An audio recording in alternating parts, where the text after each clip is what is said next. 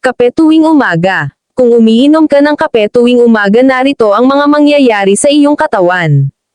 Magkakaroon ka ng epekto na laban sa pagtanda. Ang kape ay naging pangunahing sangkap sa maraming produktong pangkagandahan. Ang caffeine ay nagpapalaganap ng sirkulasyon ng dugo, at nagbibigay proteksyon laban sa pagkakaroon ng mga wrinkles at peklat.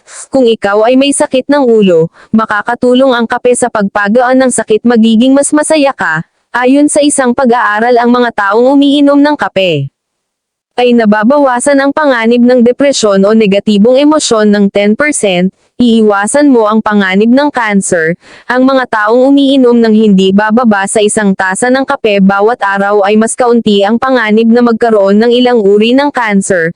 Papabutihin mo ang iyong memorya. Ayon sa ilang pag-aaral, ang caffeine ay maaaring magudyok sa brain function, tulad ng pansamantalang memorya at konsentrasyon.